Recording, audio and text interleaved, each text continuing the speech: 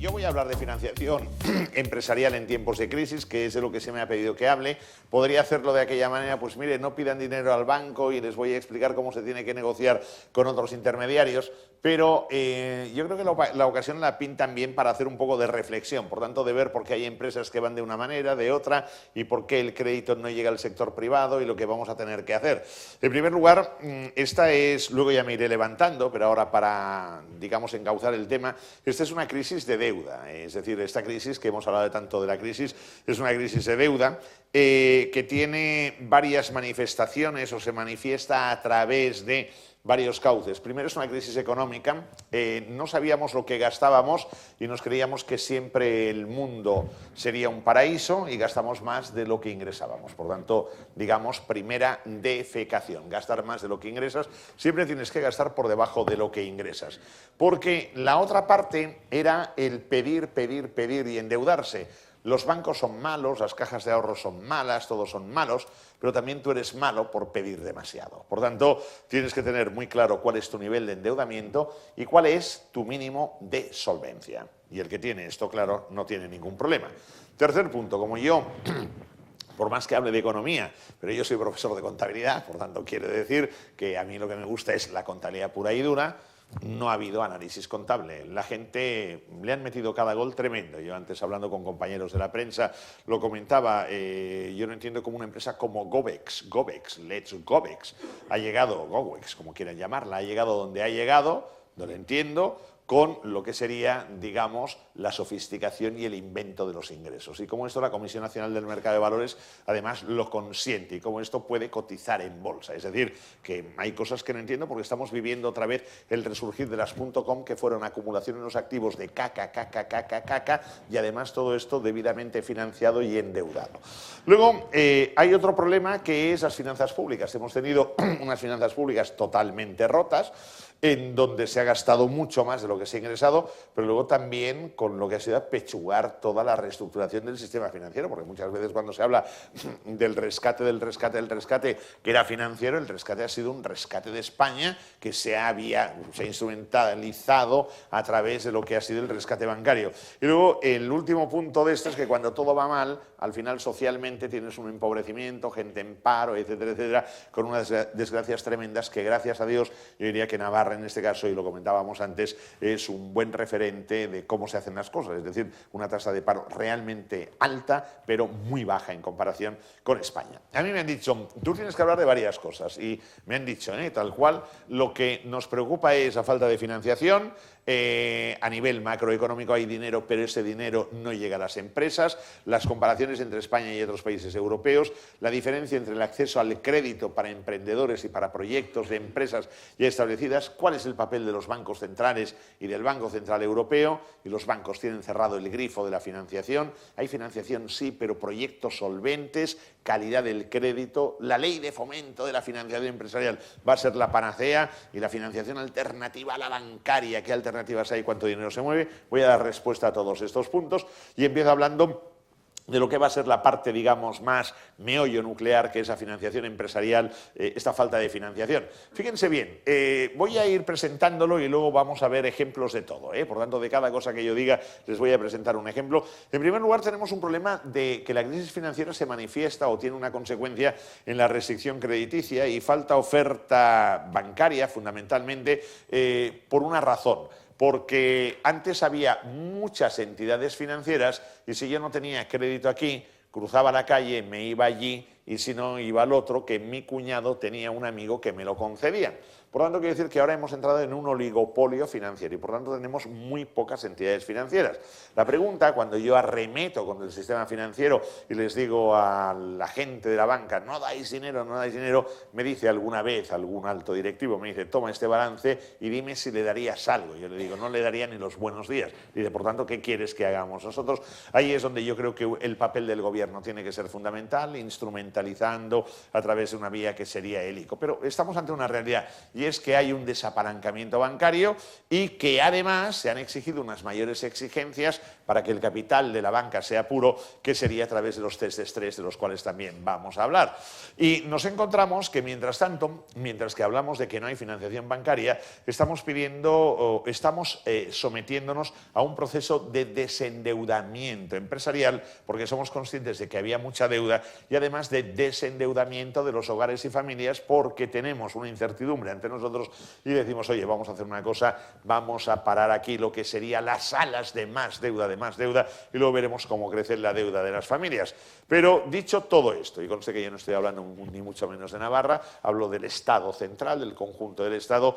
¿Quién es el gran rival en la obtención del crédito para el sector privado? Es el sector público. Al día de hoy, el que más tiene financiación de la banca al día de hoy es cada vez el sector público, primer punto. Y segundo punto, ¿qué hace además el sector público? Y vuelvo a repetir que no hablo de Navarra, hablo en general, que hace retorcer el pescuezo del empresario, de la empresa y del contribuyente con impuestos que son auténticamente insoportables. Con lo cual, ¿qué quiere decir? Que el sector público en estos momentos, en el conjunto de España y en el conjunto de Europa, es el gran rival que tiene el sector privado. Vamos a verlo. Primero, esto está sacado del Fondo Monetario Internacional y tal y como pueden ver es desde el año 2009 hasta el año 2012, y ya luego lo actualizaré porque espero para actualizarlo, el proceso de concentración bancaria que se ha vivido en España. Fíjense bien que de lo que eran desde la Caja de Navarra, ahí está, Caja Burgos, Caja Canarias, que dio lugar a Banca Cívica, se crearon engendros, es decir, donde había cajas que podían tener problemas, empezamos con la ola de las fusiones en frío, en caliente, etcétera, y al final pasamos a crear alguna entidad como la de abajo, que fue una entidad sistémica donde no había necesidad de tener entidades sistémicas, y estamos con lo que sería un oligopolio financiero, de que tendremos 7, 8 entidades financieras al final de esta historia. De hecho, han sido 15 los bancos que han superado los test de estrés. Por tanto, quiere decir que lo que era aquella diversificación que había de la oferta bancaria, al día de hoy no la tenemos. Siguiente punto que yo creo que es muy importante es este balance. Fíjense bien que en este balance yo lo que quiero aquí mostrar es algo muy simple. En las empresas hay que saber invertir y muchas veces el problema que tenemos, y yo les voy a poner ejemplos para que lo tengamos muy claro, el problema que tenemos es que tenemos demasiada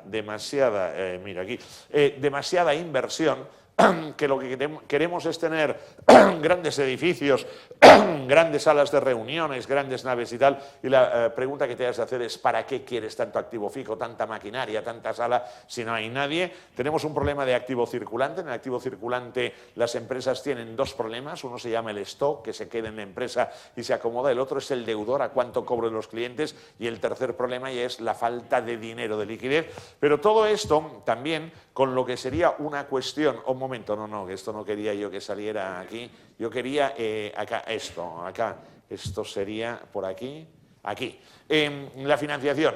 El problema que tienen en general las empresas, que conste que estoy hablando de todo el entramado empresarial, es que hay un problema de, ojo, que no quiero que salga esto, coño.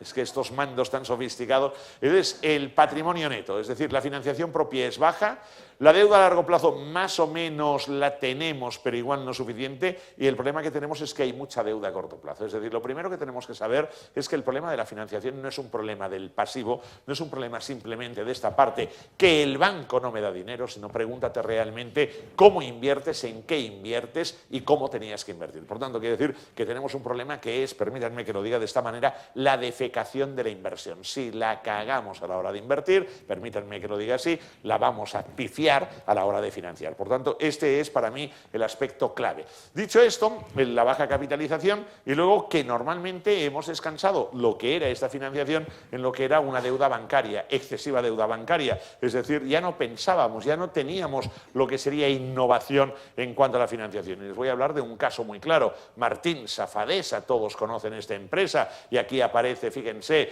él es Fernando Martín, fue presidente del Real Madrid y esto es lo que pasó con todo este sector de las aguas turbias a nivel inmobiliario. Fíjense bien, este era el balance en el año 2006 de Martinsa, que entonces no tenía Fadesa. Y vean que el activo era un activo que sumaba 900 millones, 800 millones de euros. Vean que tenía una estructura de financiación propia, de deuda a largo plazo, de deuda a corto plazo, y de buenas a primeras absorbió a Fadesa y pasó a tener una estructura tal y como pueden ver, que era con un activo corriente de 9.048 millones cuando el año anterior tenía 669. Vean la deuda que pasó a tener a corto plazo, vean aquí sí la capitalización y la deuda a largo plazo. ¿Qué le pasó a esta empresa? Esta empresa es el prototipo de lo que han sido los crecimientos totalmente desproporcionados y crecimientos salvajes que sin embargo, aquí tenemos primero el stock, que era lo que tenía para vender, para hacer, para construir y para poner a la venta, era de 333 millones y luego pasó a 8.360 millones.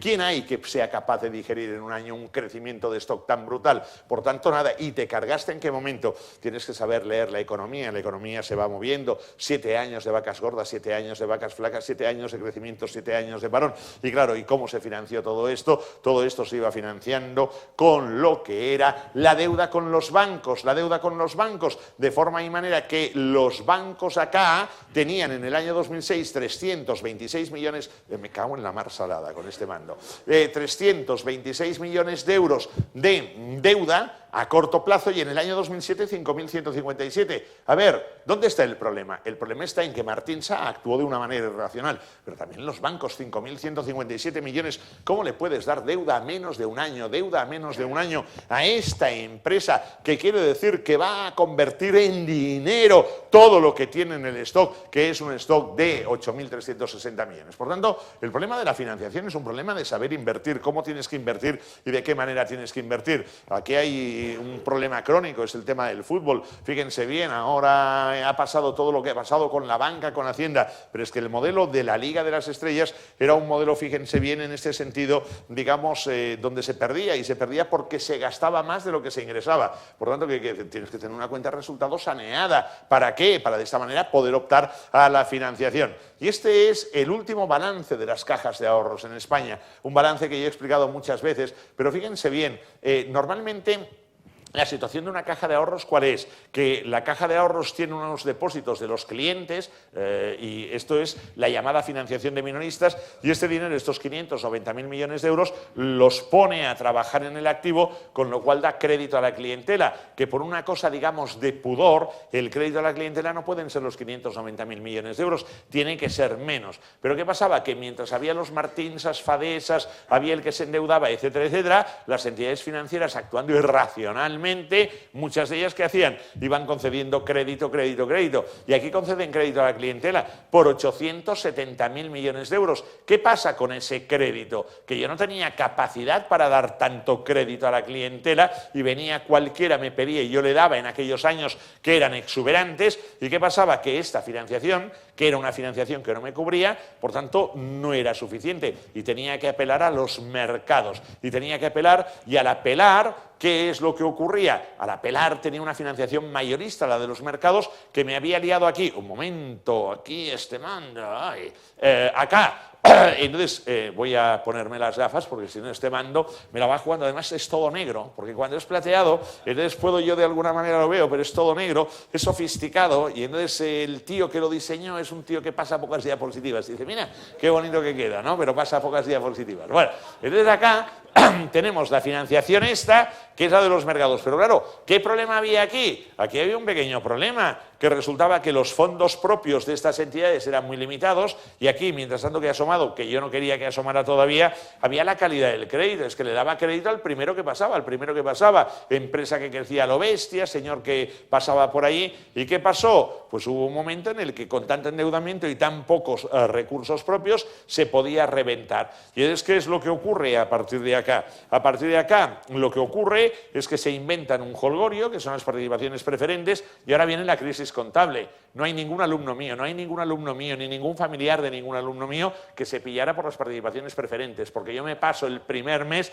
explicándoles qué es un activo, qué es un pasivo, qué es un patrimonio neto, para tener muy claro el decir, oye, te están vendiendo aquí una película, pero esta película computa como fondos propios. Si algún día esto se hunde en la miseria, ese dinero se va a hundir contigo. Por tanto, tienes que saber muy bien en qué inviertes. Y entonces hay un tema aquí, que la gente es bastante inculta a nivel financiero, y a nivel financiero financiero, que quiere decir que la gente no sabe, no entiende y se mueve de una forma gregaria. Este fue un crack, que en definitiva quiere decir una crisis financiera de las entidades financieras, y fíjense, tenemos otro tema, y este otro tema sí que es de aquellos de alto calibre, porque yo cuando lo comento soy consciente de lo que estoy diciendo, que es, ahora van a ver también por qué hay poca financiación en las empresas de carne y hueso, y por un motivo muy sencillo. Estos son los balances del IBEX 35. Yo cada año analizo las empresas del IBEX 35, pero de un lado analizo las que son las financieras, por tanto cada entidad financiera la analizo aisladamente, y luego lo que hago es analizar las no financieras, y ese es un balance sintético. ¿Qué es un balance sintético? Miren, es algo tan sencillo como que en color azul hay el activo, y luego en lo que sería la columna de la derecha tenemos de un lado lo que sería en amarillo el patrimonio neto, los fondos propios, y en rojo la deuda. Estos son 27 o 28 empresas, es decir, las que conforman el selectivo IBEX 35, que no son financieras. Luego van a salir los nombres y apellidos de cada una de ellas. Y tal y como pueden ver, estas empresas fueron aumentando la inversión. Hay un momento que es el año 2010, que es el momento álgido, con 854.000 millones de euros, pero vean cómo se van endeudando, simplemente para que ustedes lo tengan claro. Aquí hay 598.000 millones de euros que representan casi 600.000 millones de un PIB que era de 1.060.000 millones de euros aproximadamente, con lo cual quiere decir que estamos hablando del 60% del Producto Interior Bruto. Es decir, la deuda de 27 o 28 empresas representaba el 60% del Producto Interior Bruto. Y luego vean cómo hay un proceso de desendeudamiento, pero también, al margen de que haya salido alguna empresa de IBEX 35 que ahora volverá como Endesa, tal y como pueden ver, hay un tema de muy pocos capitales propios, con lo cual, ¿qué quiere decir? Que las empresas del IBEX 35 también son empresas que apelan de una manera brutal a lo que sería la deuda. ¿Y esto en qué medida se relaciona con la financiación a las empresas normales y corrientes? Ahora enseguida lo van a ver, porque acá tienen los nombres y apellidos de cada empresa, Por tanto, la única que yo dejaría fuera de esta zona sería Bolsas y Mercados Españoles, pero las demás, quiero que vean, aquí lo digo porque igual ven nombres de estos, esto es del último año, por tanto, algún nombre que dicen, hombre, este nombre y tal, pues por ejemplo, fíjense bien aquí, Abertis está aquí o no, en Navarra, está Abertis, es catalana, por eso me interesa, está, ¿no? Imagino, no está, teníamos que tener más Abertis. ¿Ustedes no pagan peajes en las autopistas aquí? Sí, pero son forales, ¿no? No, tendría que ser de Abertis, hombre, que Abertis así sería. Bueno, fíjense bien acá los activos que tienen estas empresas, Abertis, Acciona, ACS, Amadeus, ArcelorMittal, que está domiciliada en Luxemburgo, pero pertenece al IBEX 35. Vean el patrimonio neto, pero vean la deuda. Por ejemplo, Telefónica, 119.000 millones de euros de activo y una deuda de 91.380 millones de euros. Con lo cual, ¿qué quiere decir? Que el panorama está bastante complicado. Muy bien. Aquí el balance resumido, para aquellos que sean más expertos, esencialmente ver que hay mucha deuda a largo plazo, que es este color granate, y mucha deuda a corto plazo. Vean, los que son más expertos en finanzas, tampoco se trata ahora de someterles a lo que sería un auténtico taladro financiero, pero simplemente ver la cercanía que hay entre la deuda a corto plazo y el activo corriente. Hay una cercanía bastante cercana, y una cercanía bastante cercana quiere decir que habrá alguna empresa que tendrá más deuda a corto plazo que activo corriente. Pero ahora lo que me interesa es saber cómo es la deuda de estas empresas, y atención, porque ahora estamos entrando en el por qué las empresas pequeñas y medianas tienen problemas. Porque de los 674.000 millones de activo total que tienen las 28 empresas del IBEX 35 que acabamos de ver, recursos propios 199.000 millones, deuda financiera 276.000 millones de euros. Y el resto de la deuda es la deuda no financiera, la deuda operativa. ¿A dónde me lleva esto? Pues a ver la deuda que tienen con los bancos estas empresas. Y claro, y entonces aquí el tema es muy sencillo. Estas empresas tienen a 31 de diciembre pasado una deuda con los bancos de 214.000 millones de euros. Si estas empresas no tuvieran 214.000 millones de euros de deuda con los bancos, pues ese dinero los bancos lo podrían poner al servicio de pequeñas y medianas empresas. Otros sí, suerte que no toda esta deuda la tiene la banca española, pero sí el grueso. Otro sí. Cuando una empresa de estas tiene un problema, tiene un problema como hay una de ellas, que tiene un almacén subterráneo de gas enfrente de las costas de Tarragona y de Castellón, y tiene un problema que a final de mes tiene que pagar 4.500 millones de euros. Y tiene que negociar. Y en este caso el gobierno le dice, no te preocupes, toma los 1.350 millones de este almacén y paga tranquilamente, no tienes ningún problema.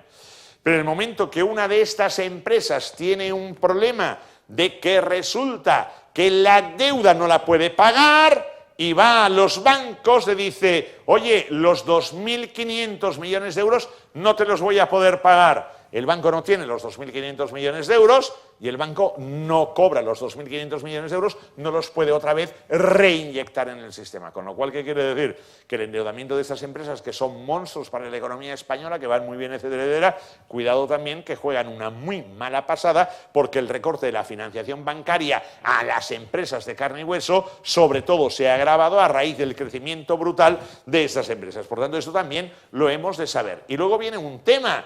¿Por qué digo lo que digo? Porque estas empresas, yo siempre para ver una deuda como la liquidas, cojo el cash flow de una empresa, la generación de dinero de una empresa y lo relaciono con la deuda total que tiene la empresa. Fíjense bien, aquí tienen el cash flow y aquí tienen la deuda total. Fíjense cómo, vamos a hacerlo de una manera muy sencilla, el cash flow cada vez representa en estos años un porcentaje menor sobre la deuda y cómo va cada vez, por tanto, se necesitan más años para liquidar la deuda, con lo cual el problema de estas empresas trasciende a lo que sería la arena de la economía real. Muy bien, ahora vamos a ver qué ha hecho el sector privado y vamos a ver qué ha hecho el sector público. El sector privado, la deuda de todos, luego entraré en familias y en empresas, la deuda de todos en el año 2010 era de 3.188.000 millones de lo privado. Y como éramos conscientes en el año 2010 de que estábamos pues con un endeudamiento que era más de 3 veces el PIB, entre todos empezamos a decir,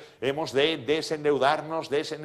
Y empezó lo que era una caída del endeudamiento privado, 3.031.000 millones, y veamos que llegamos a 2.554.000 millones. Es decir, que prácticamente en lo que es el espacio de estos 5 años hemos rebajado en más de 600.000 millones de euros la deuda del sector privado, porque también hemos sido conscientes de que estábamos sobreendeudados. Me voy ahora a lo que es acá la composición. Vean que las familias debíamos en el año 2010 994.000 millones de euros. Digo debíamos porque yo tenía todavía la hipoteca de casa. Y ahora deben las familias, digo deben porque yo ya la he pagado, 767.521 millones. Con lo cual, ¿qué quiere decir? Que las familias han hecho un esfuerzo, han dicho no me cambio la chaqueta, no me compro el abrigo y a cambio de esto voy liquidando la deuda porque quiero estar tranquilo y además porque no sé lo que va a pasar en el futuro. Y tal y como ustedes pueden ver, las empresas que han hecho, las empresas, y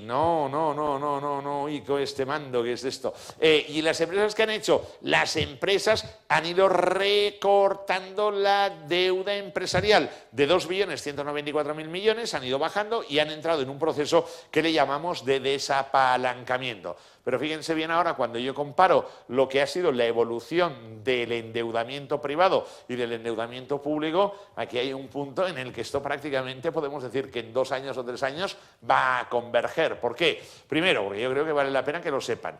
En el año 2010, la deuda pública total, quiero aclarar este concepto porque esto es brutal, es lo que la gente no sabe, que yo me quedo auténticamente perplejo, la deuda pública total en España era de 820.566 millones.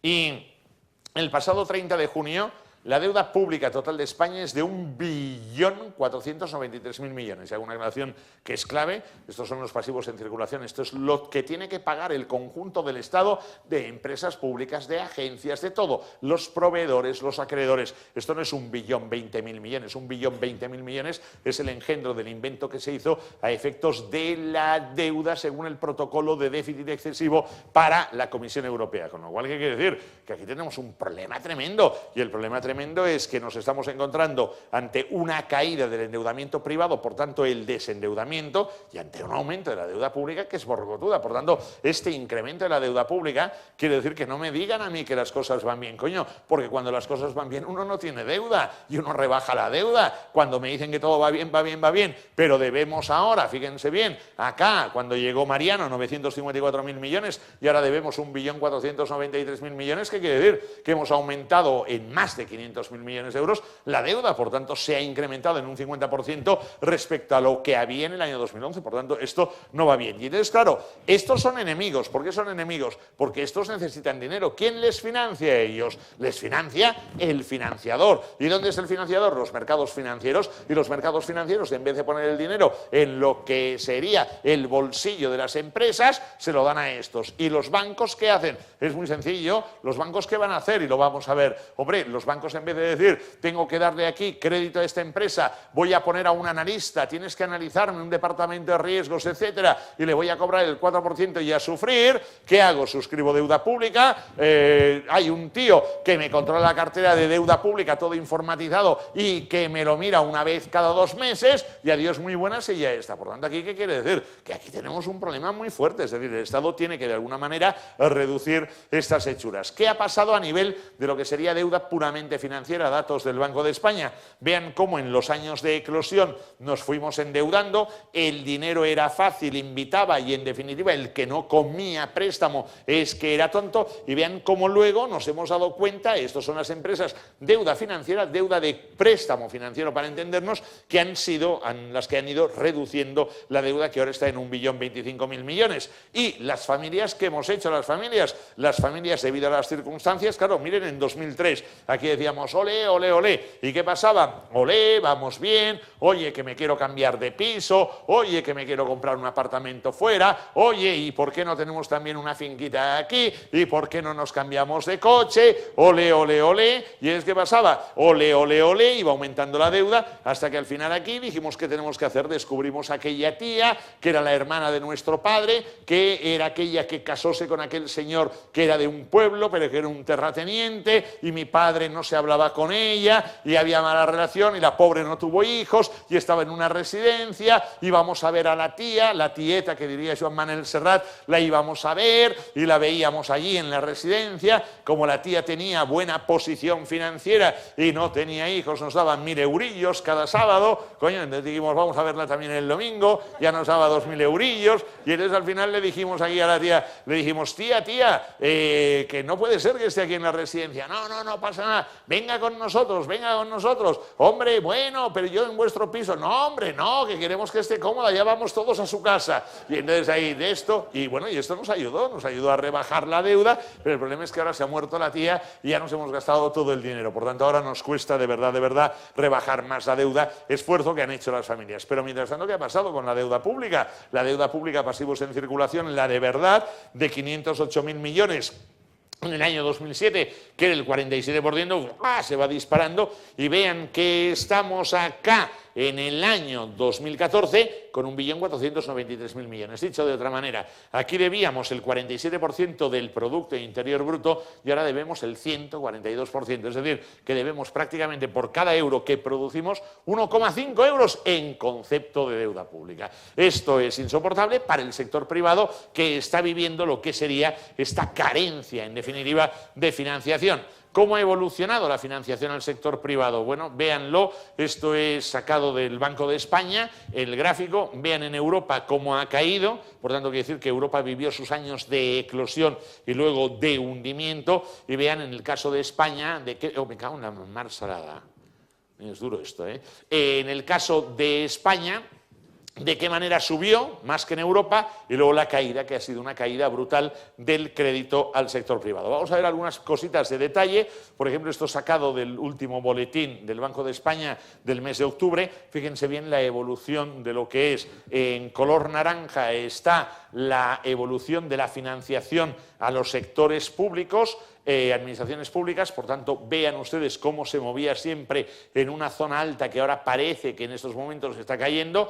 Veamos el total, que sería la línea azul, vean cómo esto está bajo cero, y veamos aquí sociedades no financieras, que serían las empresas en definitiva normales y corrientes, excluyendo a la banca. Vean cómo ha ido cayendo la financiación a estas empresas, y luego de hogares también vean que estamos por debajo del cero. Si además empezamos un poco a ver otros temas, pues nos vamos a dar cuenta de que hemos de empezar a plantearnos un nuevo mundo, un nuevo escenario, sin contar con la financiación bancaria, porque ha habido un shock del recorte de esta financiación bancaria. El crédito bancario al sector privado en el año 2005 era de 1.202.000 millones, y tal y como podemos ver fue creciendo, acarició prácticamente el 1.900.000 millones y luego empieza a caer. Pero fíjense que ahora está en agosto en 1 billón, es el último dato que yo tengo, ahora imagino que estos días se actualizará, 1.391.000 millones. Claro, nosotros habíamos vivido con una financiación que nos daba la banca de casi 1.900.000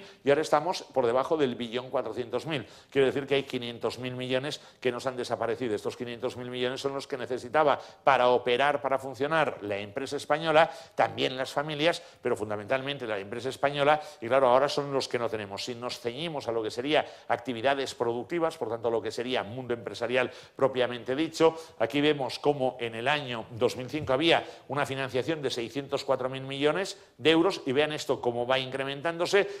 Tenemos este trienio de 2008 a 2010, los años gloriosos, en torno a algo más de 1 billón de euros. Todavía en 2011 se mantiene, y luego como hay un recorte que ha sido pues prácticamente de 300.000 millones de euros en apenas los últimos años. Por tanto, quiere decir que ha cambiado esto y que el presente es tan cruel que el futuro nos lo hemos de plantear sin financiación bancaria, y ahí es a donde vamos a ir. El otro tema es la tasa de morosidad. Evidentemente, tal y como está el panorama económico, el escenario económico español, con la tasa de paro, con las dificultades de las empresas, fíjense cómo aquí, esto se me ha comido los años, aquí se me ha comido, esto era en el año 94, acá al pasar de versión en esto no hemos atinado, y esto es ahora, esto es en el mes de agosto, perdón, en julio, que es un 13,15. Fíjense bien que aquí había años que se me han comido en el paso de, por eso la presentación, en el formato que decía, pero bueno, no tiene mayor importancia, pero sobre todo es ver cómo en los años gloriosos apenas había acá lo que era morosidad,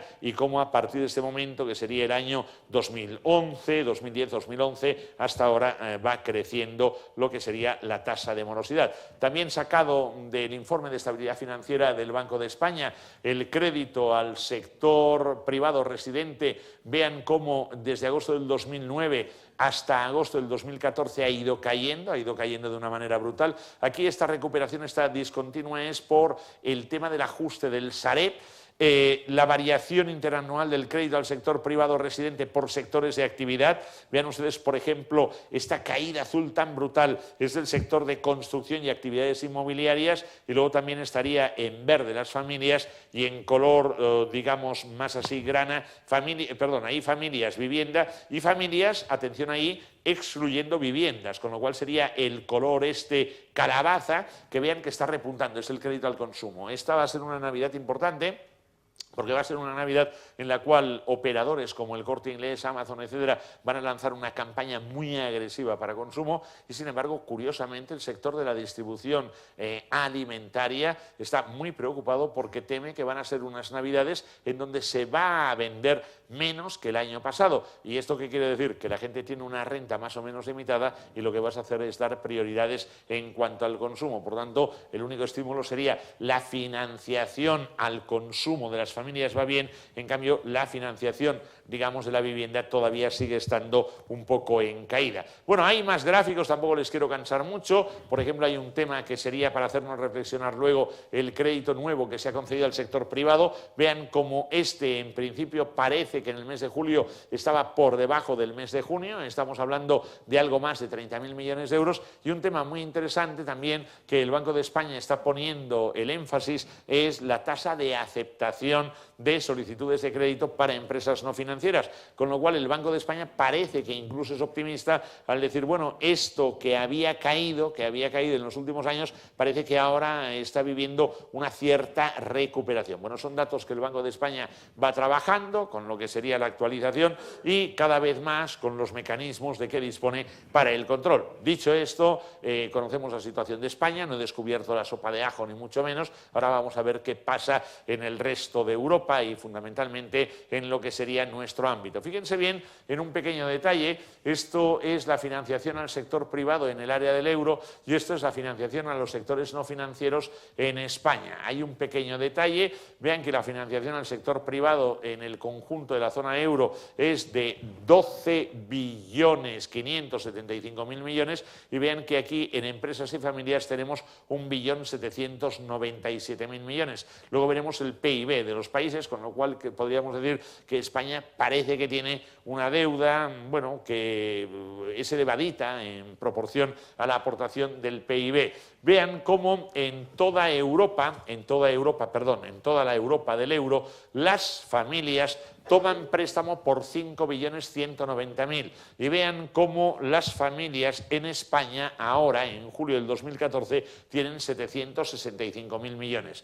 ¿Esto qué quiere decir? Quiere decir que tenemos una parte importante dentro del endeudamiento de las familias de Europa, pero también hemos de apelar a lo que sería un pequeño detalle, que sería el relativo a la cultura de la vivienda propia. Es decir, nosotros aquí estamos muy arraigados a tener un piso de propiedad y cuando nuestro hijo lleva una buena trayectoria, lo importante no es si nuestro hijo ha acabado la carrera, se ha colocado bien. No, lo importante y la pregunta del millón es si se ha comprado un piso. Es decir, cuando se compra un piso, el día que nos anuncia él con su mujer que se han comprado un piso, es un momento realmente, digamos, brillante, apabullante, de aquellos en los que yo creo que sientes pues bueno, un grado de satisfacción tremendo. Sin embargo, la madre se queda contenta diciendo, olé, nuestro hijo ha triunfado, pero cuando el hijo llama al padre es que hay un problema. La madre la llama para cualquier cosa, pero cuando llama al padre es que hay un problema. Y cuando dice, papá, mañana te puedo ver, coño, que tu hijo te diga, mamá, papá, mañana te puedo ver, no es muy normal. Cuando dice, papá, te puedo ver, es decir, oye, hemos de pagar la entrada aquí del piso y tal, y en fin, papá, si tú, que bueno, ya sé cómo eres y tal, me puedes dejar tal, y entonces ya está, ya nos ha metido y nos ha enchufado, ¿no? El papá ya está. Bueno, es que quiere decir que aquí nosotros tenemos una cultura muy apegada y esta cultura tan apegada nos lleva a algo, a tener mucha deuda en ese sentido. Y las empresas, fíjense bien que dentro de lo que sería toda esta financiación al sector privado, descontando la parte, digamos, de las familias, las empresas tienen deuda, pero en España quizás tenemos demasiada deuda, 1.032.000. Yo, para mirar esto, lo que he hecho ha sido mirar también qué es lo que ocurre. Ayer en El País salía precisamente un cuadro que estuve a punto de ponerlo, muy interesante, pero dije, nos vamos a perder un poquito, y entonces lo que hice es decir, déjame ver en 2013 cómo está la situación. Y aquí, este cuadro es mío en cuanto al PIB, y los datos salían ayer en El País, respecto al peso que los préstamos y títulos de deudas de empresas no financieras suponen en porcentaje sobre el PIB de 2013 en cada país. Los países que se mencionaban, que son los más importantes, los motores de la zona euro, son Irlanda, fíjense bien que la deuda de las empresas, la deuda financiera, es de casi el 200%, Portugal 136,5%, Holanda 127% y Grecia 71,2%. Por tanto, cuando en España tenemos una deuda de empresas en 2013 que representa el 112% del PIB, 1.049.000 millones, datos ya actualizados con el PIB de base 2010, el que hace un mes y pico, un mes y medio, que se puso al día en septiembre, a finales de septiembre, vean que aquí hay un pequeño detalle. Hombre, tenemos mucha menos deuda que estos, menos que Grecia, sí. Pero claro, también hemos de tener en cuenta el peso de nuestra economía, que el 112% de 1 billón... me cago en la leche. Perdón. Que el 112% de 1.049.000 millones de euros es, digamos, de mucha más envergadura que el 127 de 643, que el 136 de una economía como la portuguesa o que casi el 200 de Irlanda. Y vean acá un pequeño detalle, que es que Francia tiene un problema. la economía francesa tiene un problema, tiene la deuda pública, tiene el déficit, pero también tienen las empresas francesas un problema de deuda y... me cago en la marsalada. Acá tenemos Italia con el 77,7 sobre 1.619.000 millones de euros de PIB. Atentos al detalle de los italianos nos están marcando una pequeña lección, y es la lección de que tenemos deuda empresarial, pero cuidado, nos estamos moviendo en otros porcentajes con respecto al resto de Europa. Y atención, porque Alemania, que tiene un PIB elevadito, fíjense bien que tiene acá una deuda que representa solo el 54% del PIB. Esto me lleva a hablar de la siguiente diapositiva, para que lo veamos de una manera práctica. Yo cada año analizo el fútbol, y analizo el fútbol europeo, y cojo las 5 grandes ligas. Entonces ahora sí que voy a pasar intencionadamente, me trago las cuentas anuales de todos estos clubes, desde la liga inglesa, esto es de la temporada 2011-2012, ahora estoy ya rematando 2012-2013, me trago las cuentas de todos estos clubes ingleses, de todos estos clubes alemanes, de todos estos clubes españoles, de todos estos clubes italianos, de todos estos clubes franceses, con lo cual quiere decir que entonces me lo trago, tengo las cuentas anuales, las compro, las miro, las analizo, pam, las ponemos en Excel, etcétera, y a partir de ahí lo que tengo es un reflejo de cómo está cada uno de los fútboles. Fíjense bien que el fútbol es el vivo reflejo de la economía, y lo digo por una razón muy sencilla, porque tal y como pueden ver, el fútbol inglés está endeudado. No he hablado de los ingleses porque están fuera del euro. El fútbol, la Liga Española está endeudada, la Liga Italiana está endeudada, la Liga Francesa está endeudada, pero vean cómo la Bundesliga tiene un peso de fondos propios, los clubes, sobre el total de los recursos financieros apoteósico. ¿Qué quiere decir? Que los clubes alemanes son los más saneados que hay en Europa. ¿Y esto por qué viene? Este saneamiento viene como consecuencia de lo que sería, digamos, precisamente una adecuada capitalización. Con lo cual, ahora viene la pregunta. Los bancos tienen el grifo cerrado, hemos superado lo que era el gran examen, era el examen que nos hicieron del test de estrés, era el que esperábamos para, en definitiva, tomar aire y decir, a partir de aquí habrá una pole position, una parrilla de salida. Han habido muchos bancos que han participado en esta vuelta, no ciclista, sino bancaria, y los 15 bancos españoles lo han superado. Teníamos un poquito la mancha del Liberbank, pero el Liberbank durante el primer semestre de este 2014 ya había limpiado lo que era su situación. Fíjense que para mí la esperanza, que vengo diciéndolo desde hace meses, es que lo peor de la tormenta financiera ya ha pasado. En el año 2008, tal y como podemos ver, nos encontrábamos, esto es el resultado de explotación de la banca, luego verán la cuenta de resultados, pero no la voy a comentar, en azul el resultado de explotación, en rojo o en granate el BAI y en color crema el BDI. Alguien de ustedes debe decir, ¿y por qué nos pones aquí el BAI y el BDI? Sí, para ver los milagros contables que también existen, como ahora tendremos oportunidad. Por tanto, tal y como pueden ver, aquí había un pequeño detalle, que era en color azul resultado de explotación, bajaba. Cuando alguien baja y de una manera más o menos precipitada, se la pega. Y se la pegaron acá. Fue la gran pegada en el año 2012. A partir de ahí, el rescate, la limpieza, el saneamiento. Acaba el año 2013 y yo ya veo un cierto vestigio de que lo peor ya ha pasado. La banca gana 4.760 millones de euros de explotación. El BAI es de 4.156, beneficio antes de impuestos, y después de impuestos de 8.788.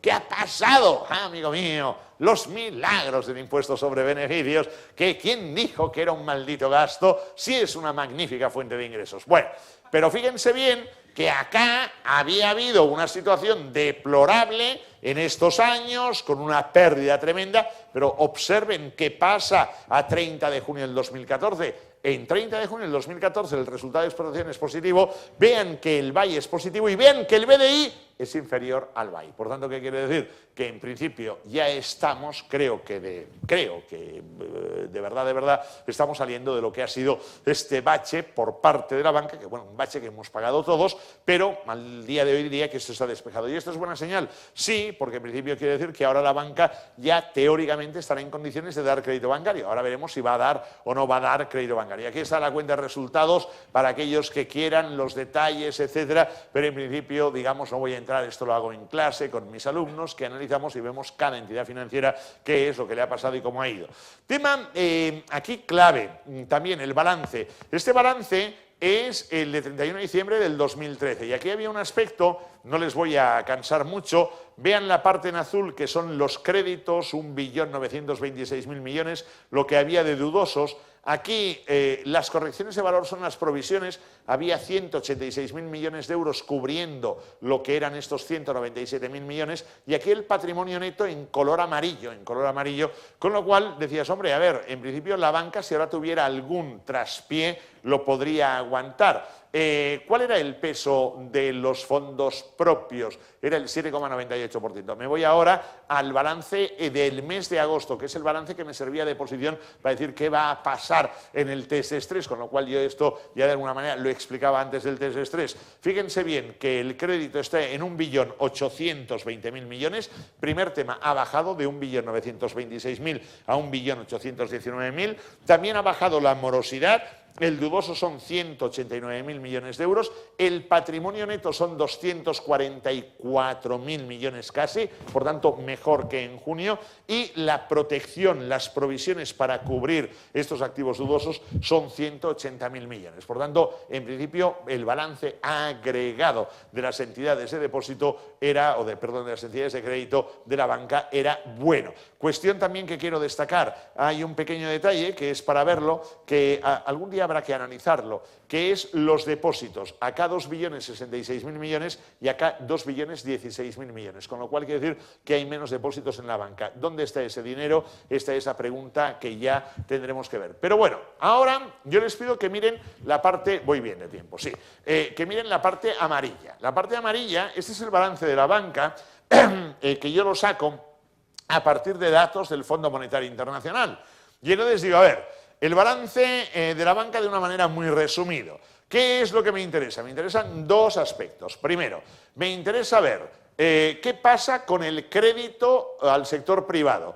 Esto es desde el año 2010 hasta el año 2013 y el Fondo Monetario Internacional me confirma que de acuerdo con los datos que tiene se ha encogido el crédito al sector privado. Esta es la evolución hasta el año 2013. Muy bien. Siguiente cuestión. ¿Qué pasa con los fondos propios de la banca, el patrimonio neto? Pues en principio parece que acá esto estaba tocadito, aquí había patrimonio neto más correcciones de valor, provisiones, aquí se incluye todo y vemos que esto va aumentando. Muy bien, yo estoy en 2013 y esto yo lo hice en el año 2013 para ver cómo estaba en 2013, pero ahora viene la parte de decir el futuro, ¿qué me espera en el futuro? No lo que me dicen aquí, no, todo va a ir bien, no, yo quiero saber el Fondo Monetario Internacional qué me dice, coño, y el Fondo Monetario Internacional me dice, mire, en 2014 el crédito acabará siendo al sector privado de 1.386.000. Ojo, ¿cuánto había aquí? 1.440.000. Un momento, ¿qué quiere decir esto? Que se constriñe el crédito al sector privado. Como yo esto lo tengo ya desde el año 2013, durante 2013 ya lo trabajé,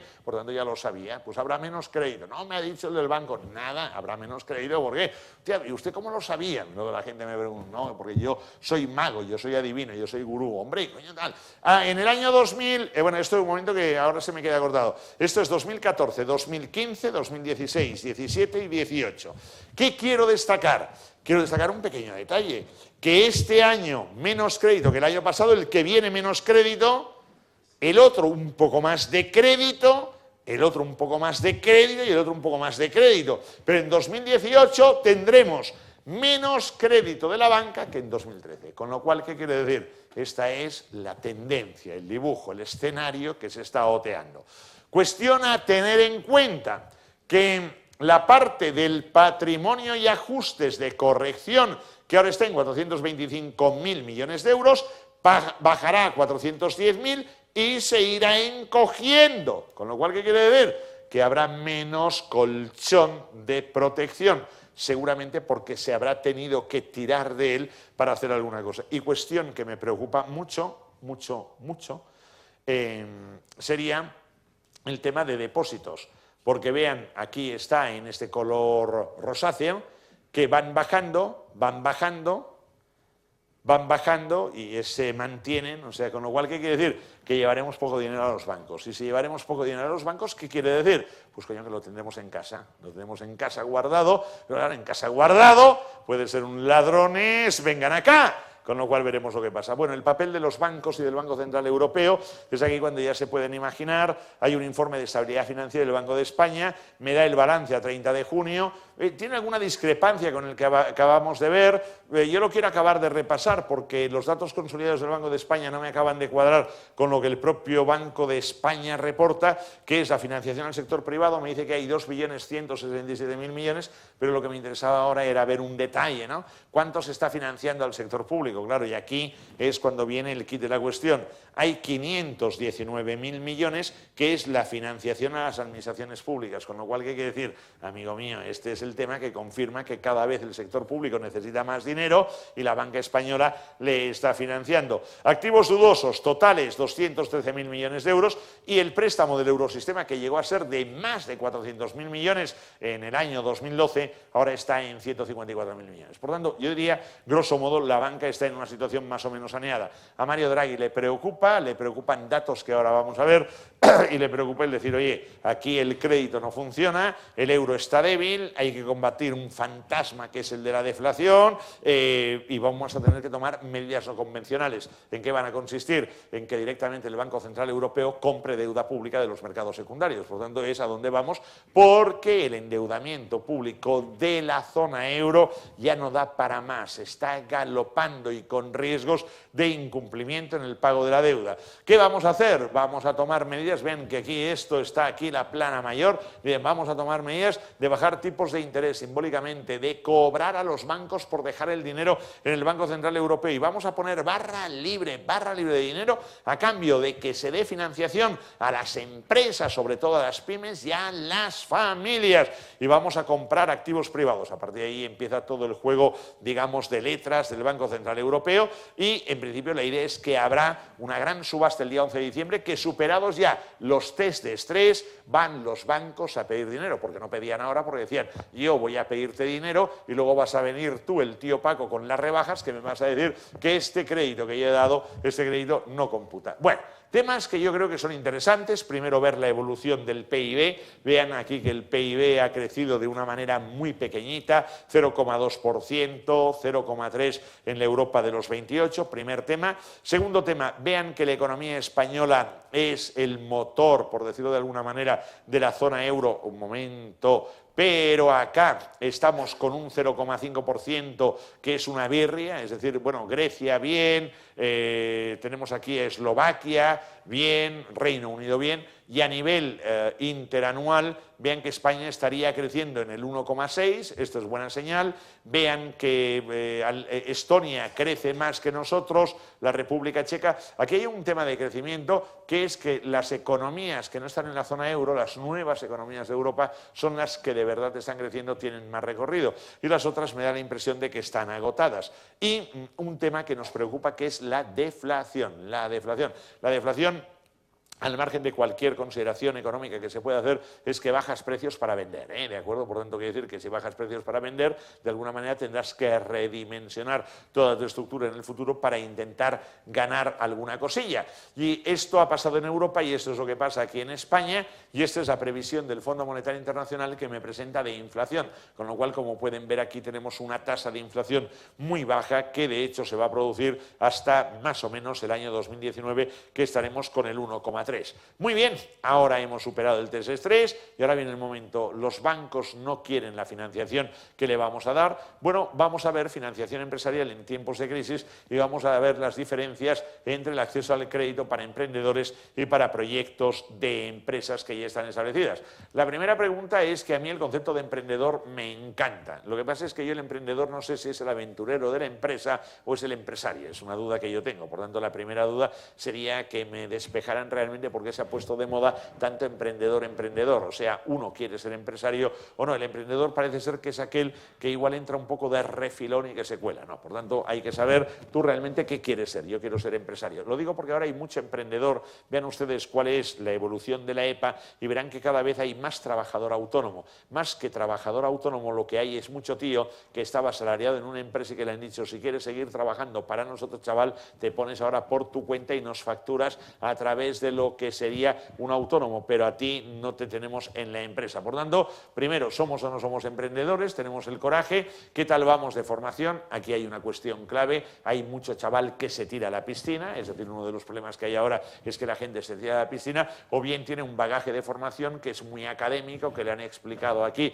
y normalmente casi todo en inglés, pero que no sabe dónde está la alcantarilla de la calle. Por tanto, quiere decir que tienes un problema de descolocación al pisar el suelo y es, coño, si he puesto el pie en una cloaca, coño, pues claro que has puesto el pie en una cloaca. Y este plan de negocio, que a mí me hace mucha gracia, porque a veces que me hacen estar en algún tribunal de estos de planes de negocio y tal, yo al final les digo a los chavales, pero digo, ¿usted se lo cree o no se lo cree todo esto? ¿No? Porque al final, si esto se lo cree y lo va a llevar a cabo, bien, pero si no se lo cree, no lo montemos. Pero hay un tema clave aquí, que es que la gente tiene que pisar mucho el terreno de la realidad, los recursos financieros. Y aquí hay una cuestión que para mí es determinante. ¿Cómo voy a trabajar? ¿Voy a invertir? ¿Cómo voy a financiar todo esto? Y entonces entramos a lo grande. Es lo que ha pasado en los años de exuberancia y tenemos que entrar con lo que sería, primero, la adecuada capitalización, un endeudamiento moderado, y luego también tener en cuenta que hay que tener tesorería en esta vida, porque si no tienes tesorería se colapsa todo y entras en lo que sería la UBI. Hay que ir con mucho cuidado con las inversiones sobredimensionadas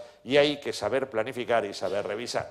Me van a permitir que les hable de dos empresas que yo creo que son dos auténticos modelos de pizarra. Uno de ellos es Mercadona con Juan Roig y el otro de ellos es Inditex con Amancio Ortega. Son dos empresarios como todos ustedes, normales y corrientes, de carne y hueso, son dos pencaires, que decimos, dos trabajadores natos. En cada caso, Amancio ha ido delegando en Pablo Isla. El sueño de Amancio es que su hija, sobre todo la pequeña Marta, fuera su continuadora, no lo es, y Juan Roig es un hombre que sigue estando al pie del cañón. Luego veremos la composición del Consejo de Administración y él normalmente es, digamos, la política empresarial, los objetivos empresariales y la filosofía empresarial depende de Juan Roig cuando se levanta por la mañana, qué filosofía va a tomar y cómo lo va a hacer. Por tanto, es, en definitiva, el empresario como Dios manda. Bueno, aquí hay una cuestión del éxito de Mercadona. Y algunos dicen, hombre, tú cobras de Mercadona, yo no cobro de Mercadona, tú tienes descuento en Mercadona, yo solo he entrado una vez en un Mercadona porque quería saber cómo era, Emilio, me pongo aquí con tu permiso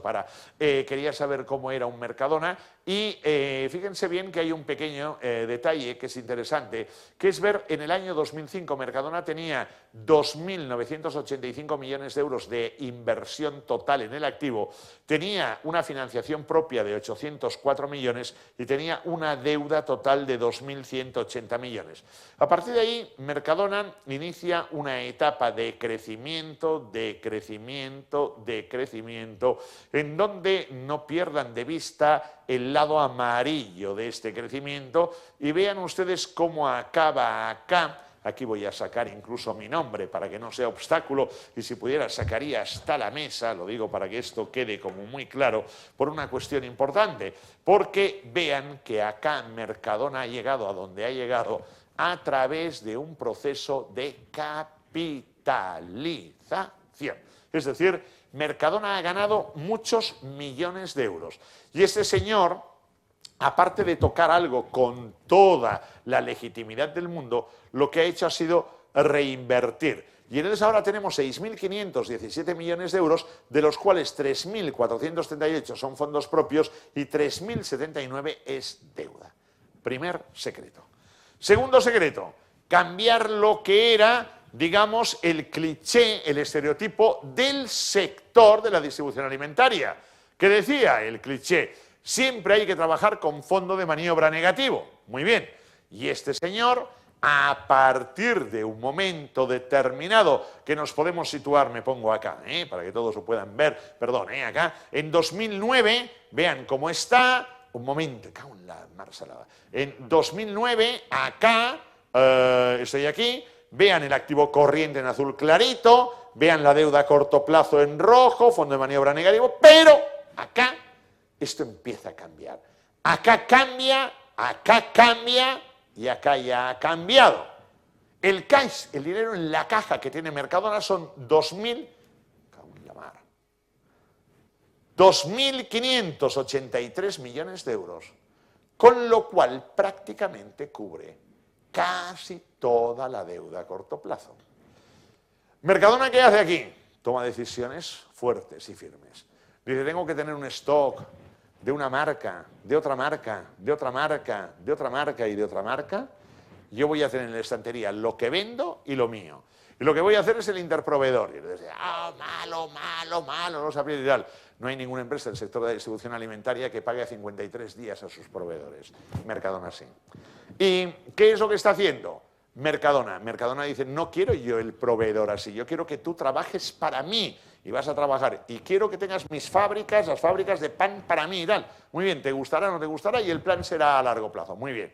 Pero Mercadona, ¿qué ha hecho? Mercadona ha cambiado por completo el estereotipo de la financiación de este sector. ¿Y qué pasa? Que ahora viene el momento duro y ustedes van a decir, ¿y este tío nos pone el balance? Sí.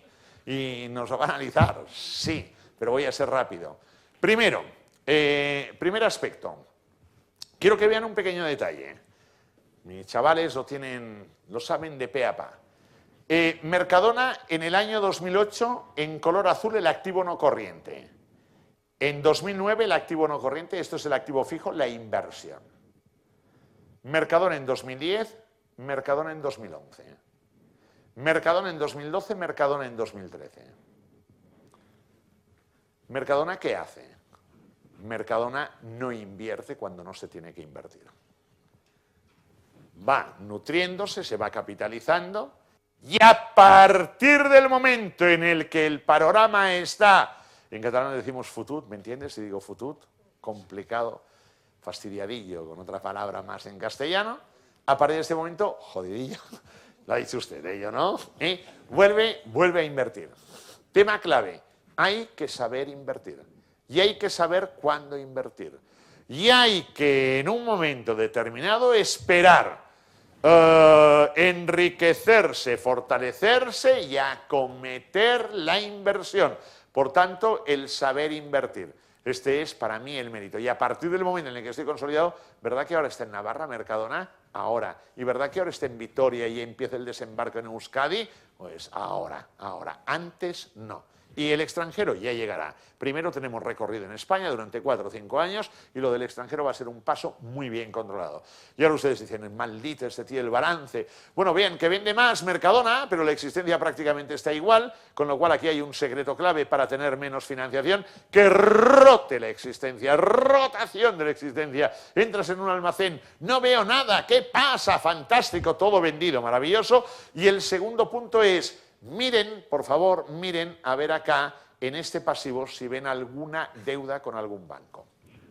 En el momento en que no tienes deudas con los bancos es cuando puedes hacer la llamada butifarra financiera. Entonces eres independiente. Les he hablado de Mercadona. Y aquí está la cifra de negocios, vende más que el Corte Inglés, solo vendiendo distribución alimentaria. Este es el consejo, un consejo como Dios manda.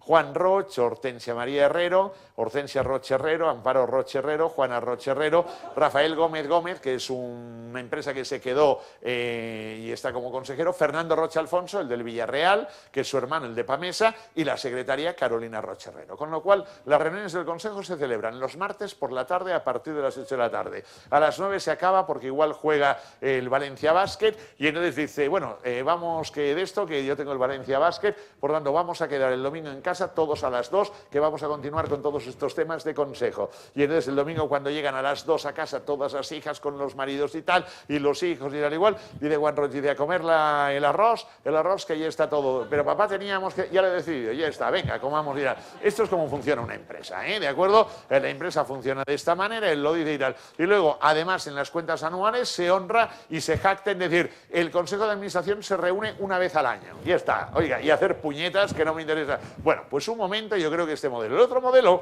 es el modelo acá, bueno, muy interesante, porque vean aquí lo que va ganando, el momento acá, y acá, este pasador, acá, pasador aquí. Venga, entonces acá, Vean el beneficio neto en verde, lo que ha ganado, cada año ha ganado en verde, pero es que en azul el resultado de explotación, en rojo el BAI. ¿Por qué pones el rojo en BAI si está casi igual que el resultado de explotación? Por eso.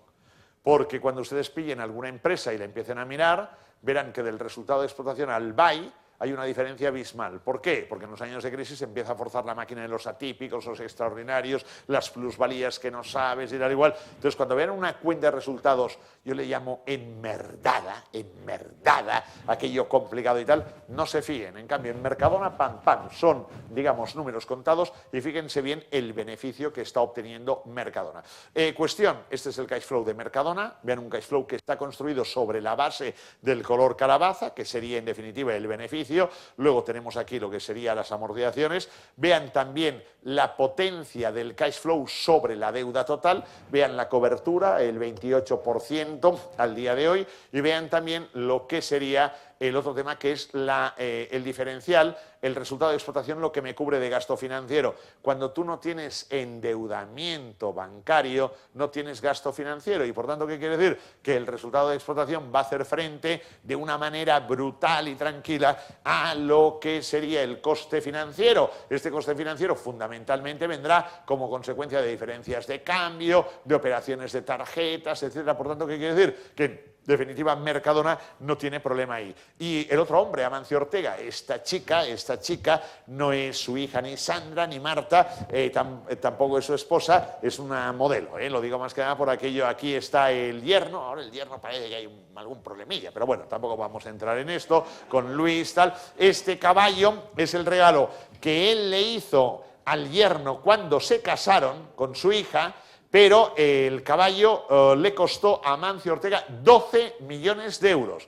Pero como buen padre y empresario, el caballo va a nombre de la hija. O sea, se lo regalo al yerno, pero el caballo va a nombre de la hija por lo que pueda pasar, ¿de acuerdo? Muy bien. Acá, otro kit de la cuestión. Vean aquí que tiene... Inditex es una empresa conocida, no voy ahora a resumir sus virtudes, etcétera, pero vean la capitalización en amarillo.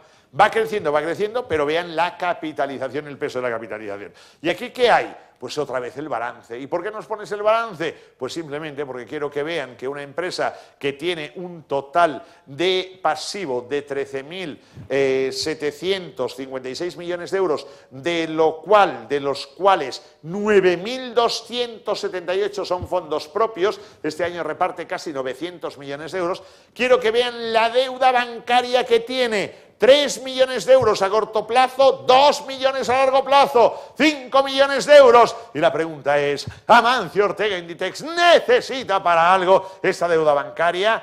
No. Pero como resulta que hay un director de una oficina de Abanco, que antes era Nova Caixa Galicia, que es amigo de Amancio Ortega desde la infancia, le dijo, tú serás el único banquero en el mundo que le va a dar un crédito a Inditex. Y entonces tiene el crédito y dijo, ¿y ahora en qué invertimos este dinero? Y le dijo Amancio, coño, lo dejas aquí, ¿yo qué quieres que de esto? Yo lo que quiero es que tú me des un crédito. Esto es un amigo, que es lo que yo hago con algún que otro amigo también de entidades financieras, que lo hago con el dinero de mi mujer, por cierto, porque es importante en esta vida también saberse casar. Bueno, a partir de aquí, las ventas, el resultado, vean el cash flow. Claro, es que Inditex es impresionante lo que reparte de dividendos, pero claro, fíjense bien, pero ¿qué va a hacer aquí con tanto dinero Inditex? Es que no sabe qué hacer. Es que Inditex, vuelvo un momento atrás, que no le he comentado, con el dinero que tiene en caja, tiene 3.847 millones más inversiones financieras temporales, 4.000 millones, es que está liquidando casi toda la deuda o toda la deuda. Por tanto, ¿qué quiere decir? Con el cash que tengo liquido toda la deuda. En consecuencia,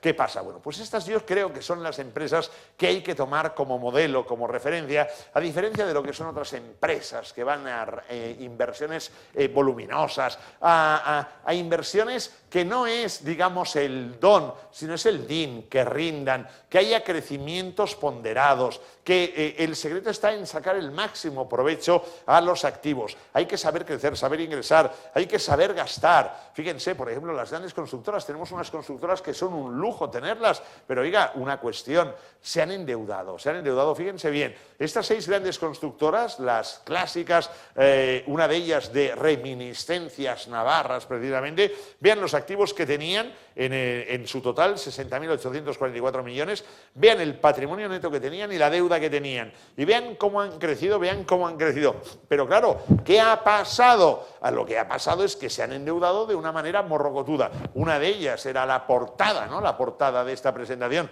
¿Quién aparecía en la portada? De un lado ella, Esther Koplovich, una gran dama, preocupada, angustiada, y al final, ¿quién ha salido a su rescate? George Soros, porque George Soros la gente no lo conoce y tal. En Barcelona va mucho y conoce empresas y se preocupa y le gusta mucho España y ha invertido porque es consciente de que FCC es una empresa de futuro y está Bill Gates. Pero claro, ¿qué pasa? Que estas empresas se han enmerdado cuando yo empiezo a mirar la deuda de estas empresas, fundamentalmente es deuda bancaria. Y como no pueden pagar la deuda bancaria, el dinero no vuelve a la banca y la banca no me lo puede dejar. Por tanto, quiere decir que aquí tenemos un problema grave. Ley de fomento de la financiación empresarial, ¿va a servir para algo? Para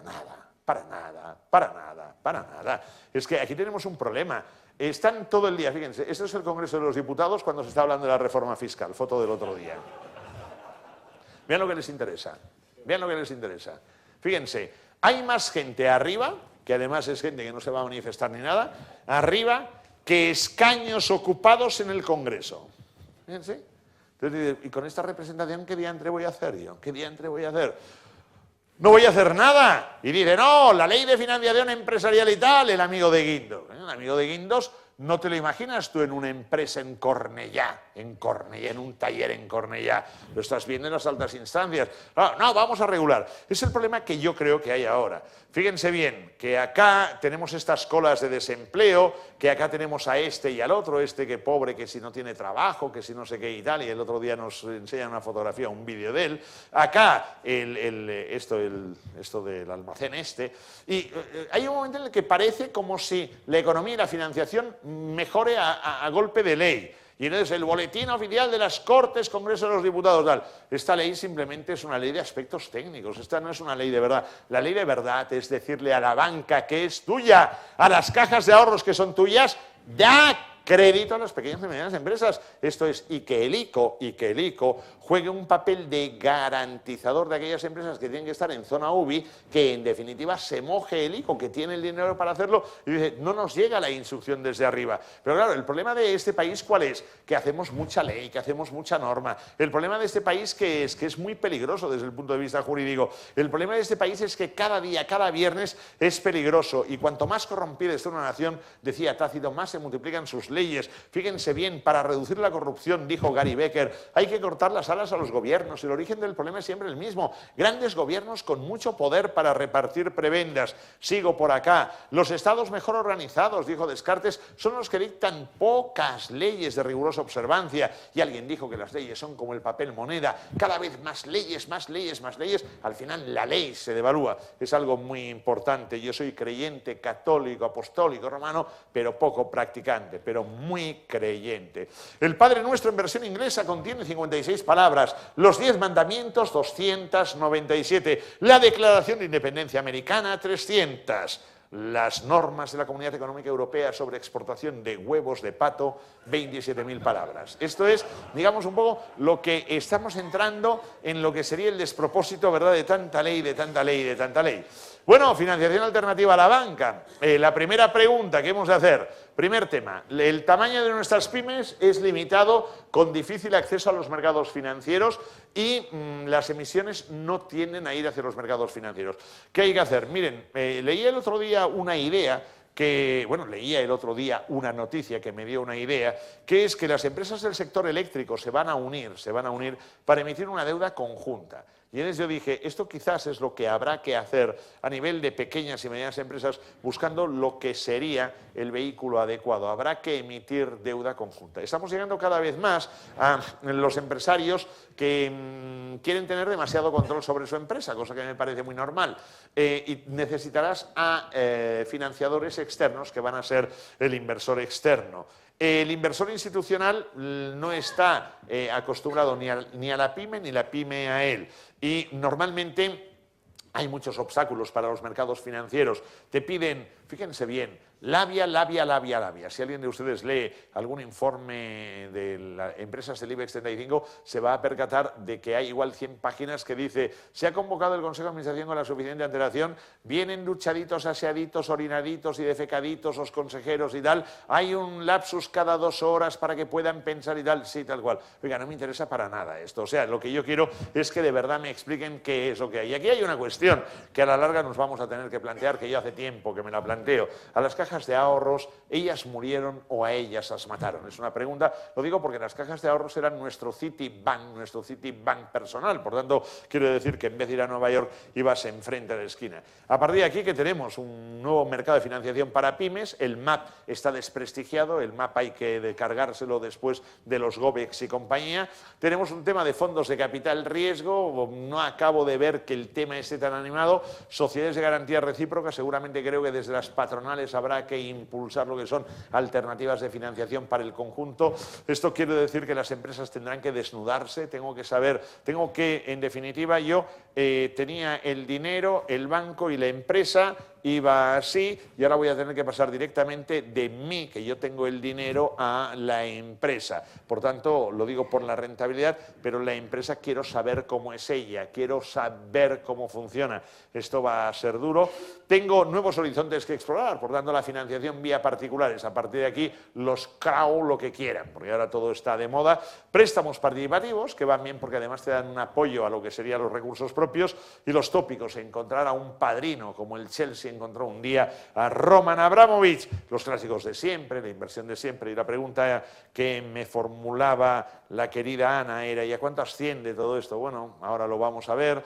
Hemos de facilitar la entrada de inversores en las empresas, pero el gobierno, hablo de Madrid, en este caso, tiene que dar alicientes a que el inversor entre, que hay que dar cosas fiscales, hay que dar acicates. Si no hay acicates, nada de nada. El gobierno de Madrid no está por esta labor, y el empresario se tiene que empezar a mentalizar de transparencia, de que va a tener limitación en el poder de control y que igual tiene que ampliar el tamaño. Y yo no soy de los que dice que hay que hacer grandes empresas. Yo creo que las pymes son auténticamente maravillosas.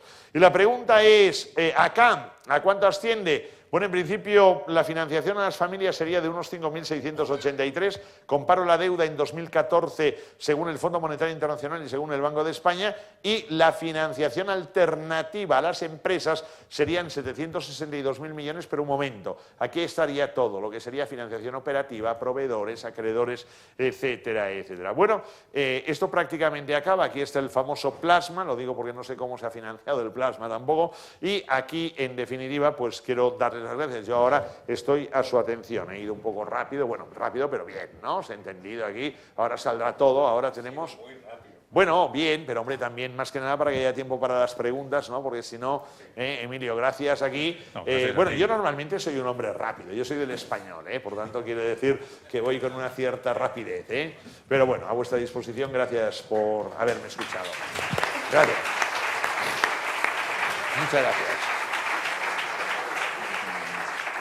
Muy bien, pues vamos a abrir un turno de preguntas.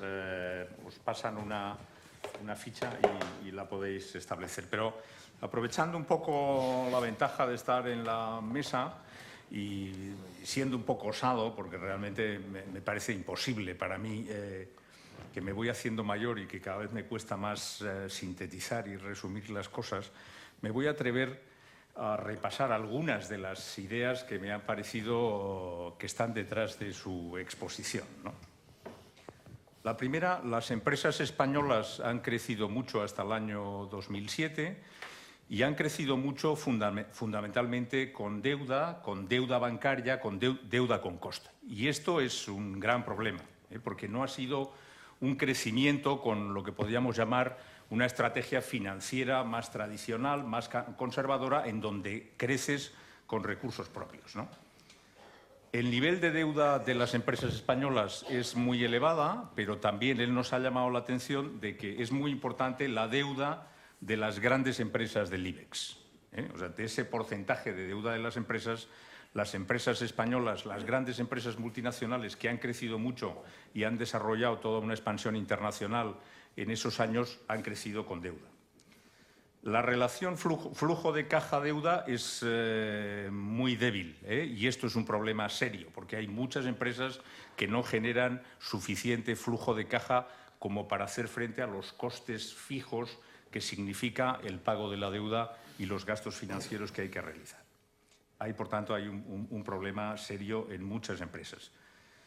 Bueno, aparentemente había unas señales positivas en el comportamiento y los resultados de la banca en los últimos años, en términos del resultado de explotación y beneficio antes de intereses y después de intereses. Las cosas estaban mejorando, pero él, de alguna manera, predice un escenario en donde el crédito bancario en los próximos 4 o 5 años, hasta el año 2008-2019, no va a crecer, sino va a disminuir. Y además, en paralelo, los depósitos de los bancos se van a reducir, como consecuencia también de las dificultades económicas y de la reducción del ahorro de las familias y de las empresas. Nos ha puesto 2 ejemplos excelentes de estrategias financieras que podríamos llamar muy conservadoras, pero de éxito, que son aquellas empresas que han crecido con recursos propios, han crecido sin endeudarse.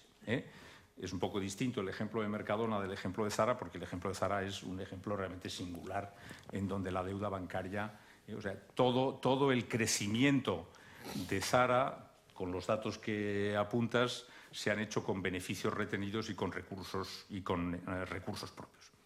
Un problema que apuntabas es, por un lado, estamos consiguiendo reducir la deuda de las familias y la deuda de las empresas, el conjunto, el agregado, pero de alguna manera desde el año 2007 está aumentando de manera sustancial el endeudamiento público. Por tanto, la deuda total del conjunto del país, de las empresas, de las familias y del sector público, se mueve muy lentamente y muy despacio.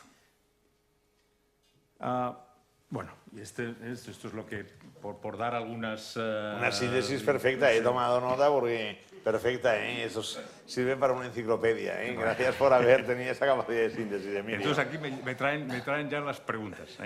La primera, ¿era necesario rescatar a los bancos? ¿Qué hubiera pasado si no se hubiese producido un...? Hombre, ahora es fácil decir, dejarlos caer y ya está, ¿no?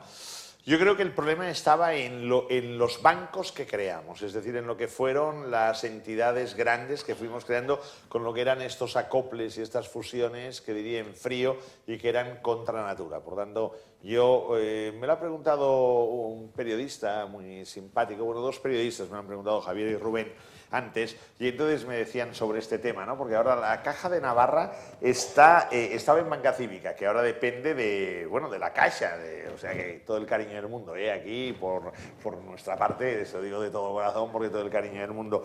Pero yo cuando en su momento vi la fusión la fusión en frío, que era entre Caja Navarra y Caja Canarias, un amigo navarro me lo dijo y le hice la pregunta que me salió de dentro, pero me salió de dentro y el tío se lo tomó. Digo, oye, ¿y tenéis vuelo Pamplona-Tenerife cada día? Me miró como loco y tal. Y entonces el tío reaccionó. Yo le había hecho la pregunta natural. Es decir, si os fusionáis, quiere decir que hay alguna sinergia, que hay algún contacto y tal. ¿Qué tiene que ver la Caja de Canarias con la Caja de Navarra? Ahí está el problema. El problema es que creamos unos entes que no se tenían que crear. Entonces, tuvieron una cierta importancia, una cierta enjundia, y a partir de ahí, pues claro, tuvimos que rescatarlos. Y yo creo que hubiera sido mejor no crearlos y seguir como estábamos, y en todo caso aquel que hubiera estado pachuchín, le hubiéramos ayudado, que para eso estaba el Banco de España. El Banco de España no miró hacia donde tenía que mirar, y ahí sí que hay una responsabilidad del Banco de España y del vicepresidente económico del gobierno primero y de la vicepresidenta económica luego, porque los inspectores del Banco de España advirtieron en una carta de abril del 2006 lo que iba a pasar. Ellos estaban viendo y son en definitiva, digamos, los jabatos que están luchando cada día dentro de las entidades financieras y sabiendo lo que va a pasar. Por tanto, fue un ejercicio de irresponsabilidad y luego pasó todo lo que pasó y bueno, y esto nos ha costado mucho dinero a los españoles y bueno, y mucho dinero a nivel de no tener financiación. Muy bien. Otra. ¿Puede el Estado declarar una quita a los acreedores? ¿Puede la Confederación de Empresarios de Rosell negociar la quita a las empresas? La pregunta es, ¿sería razonable establecer algún tipo de quita de la deuda pública? Sí, no, yo la deuda pública la dejaría como está, yo no la tocaría.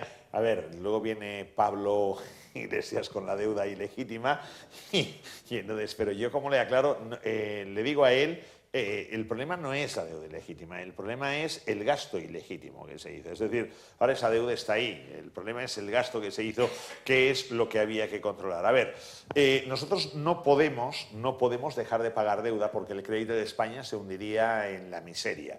Entonces, lo que hemos de hacer es intentar pagar la deuda, con lo cual España no va a poder pagar la deuda. Esto ya lo digo ahora tranquilamente, el 1.493.000 millones de euros, ya digo ahora que España no lo va a poder pagar. Por tanto, el futuro de España es de default. Pero como la situación en Francia es complicada, la situación en Italia es complicada y la situación en Europa es complicada, aquí lo que va a ocurrir es que Santo Mario Draghi, nos va a ayudar con este paquete, esta batería de artillería financiera que tiene preparada, en donde va a tomar las medidas no convencionales. El Banco Central Europeo no puede comprar, digamos, a pinitio lo que sería deuda pública, pero sí en los mercados secundarios, con lo cual es decir que al final pasará aquello que era que cuando hubo, Emilio, el acuerdo, bueno, los pactos para llegar a Maastricht, el pacto de estabilidad, había una condición que era que la deuda pública no podía superar el 60% del PIB, del Producto Interior Bruto, y entonces todo lo que supere el 60% del PIB es lo que será rescatado. Cuando digo rescatado,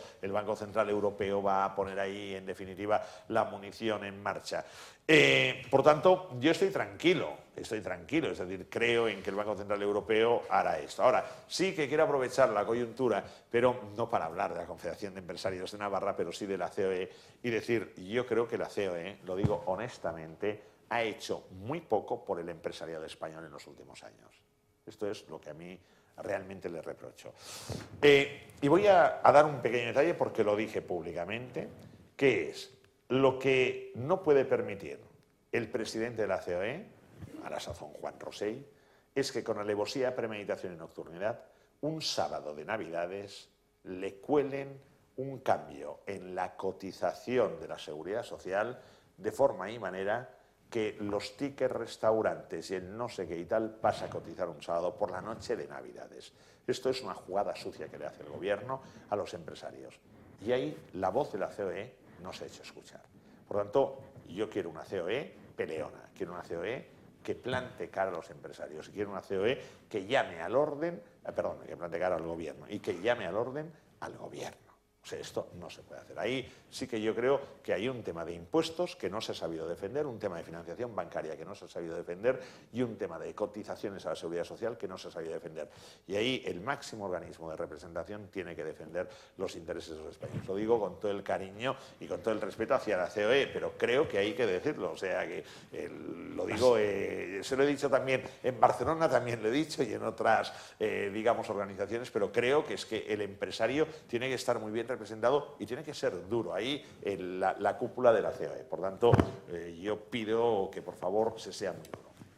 Otra pregunta. ¿Cómo es posible que se diga que el crédito al consumo va mejor cuando los salarios no suben y un 40% del personal son mileuristas? Tenemos un problema.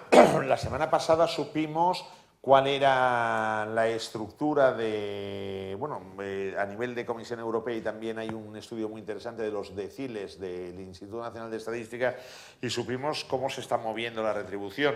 La retribución de un contrato indefinido, de un contrato fijo, está en 2.048 euros al mes promedio, y la de un temporal está en 1.200 euros al mes. Por tanto, quiere decir que ahí tenemos un problema, digamos, fuerte. Pero el segundo problema fuerte, tenemos unos salarios que están muy lejos de la media europea. Cuando digo la media europea, para mí la media europea es en la Europa en la que yo me miro. Si me miro en la otra Europa a la que pertenezco, estoy bien, porque estoy en Portugal, estoy en Grecia, estoy en Estonia, estoy en Eslovaquia, estoy en la República Checa. Esta Europa, con todo el cariño del mundo y el respeto, no me interesa, me interesa la otra.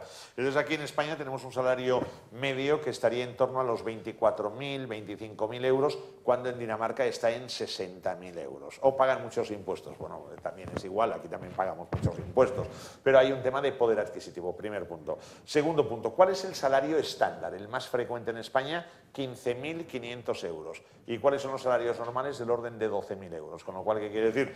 Que acá, en definitiva, ese crédito al consumo que se está dando va a ser un crédito con todas las facilidades del mundo, de gente que va a tener que pagar muy poquito, porque no van a poder pagar más. Por tanto, yo creo que aquí tenemos un problema, que es el problema de que la gente no tiene capacidad adquisitiva. Y si no hay capacidad adquisitiva, no hay consumo. Y si no hay consumo, la economía no tira. Por tanto, la economía tiene que tirar con las tiendas abiertas y vendiendo. Bueno, ya hay muchas cuestiones y te tienes que ir también. Sí, porque tengo que coger a las 8 en punto, me ha dicho Óscar que hemos de salir para coger el AVE de las 21:52 en la estación de Delicias en Zaragoza. Vamos raudos y tal, porque antes había un vuelo Pamplona-Barcelona. Pero ya, ahora no hay el vuelo, tenemos que ir al aeropuerto, le tenemos que dar caña y alegría. Ante la falta de crédito por parte de la banca privada a las pymes, ¿veremos de verdad una financiación pública en 2015 a través del ICO? Bueno, es lo que yo creo, que el ICO tendría que mojarse un poco, pero en este caso tendríamos que esquivar lo que sería la financiación bancaria. El ICO, el problema que tiene es que tienes que canalizar la financiación a través de los bancos, y los bancos, evidentemente, si no ven una cosa que está limpia y saneada, no se van a arriesgar. Yo creo que ahí al ICO hay que impulsarlo, y esto creo que es un fallo de economía. Es decir, el Ministerio de Economía tendría que darle muchísimo más protagonismo al ICO, que están dispuestos a tenerlo y por tanto tienen el dinero. Entonces, una empresa cae enferma, está prácticamente terminal, tengo dos soluciones: que se destruya la empresa, los puestos de trabajo que vuelen y los proveedores que se queden enganchados. Y la otra es: meto a la empresa en la UBI y voy a intentar recuperarla. Esto sería para mí el papel del ICO y del crédito garantizado. Hay dos preguntas sobre el déficit. Uno, en relación a una discrepancia, ¿no? El Gobierno habla de que el déficit público, la deuda pública total se sitúa en torno al 100%, y has comentado tú en tu presentación que eran 140%. Y a ver si puedes comentar un poco. No, es muy fácil. Una deuda es la del protocolo de déficit excesivo, que es lo que computa los efectos, digamos, de la Comisión Europea, en donde no se tienen en cuenta todos los pasivos asumidos por las administraciones públicas, y en este caso esto asciende a 1.020.000 millones de euros, que representa el 97,1% del PIB, del nuevo PIB, porque el nuevo PIB ya incluye la economía picante, por tanto, quiero decir, y otras actividades, pero ya ahora cuenta todo, computa todo. Son las samaritanas del amor a las que les debemos tanto. Luego, de otro lado, lo que hay es el total que tienes que pagar, que sería pasivos en circulación, el pasivo de un balance. Y el pasivo del balance del Reino de España es de 1.493.000 millones. Aquí incluyo la deuda de las agencias públicas, de las empresas públicas, de los proveedores, de los acreedores, todo. Esto asciende a 1.493.000 millones.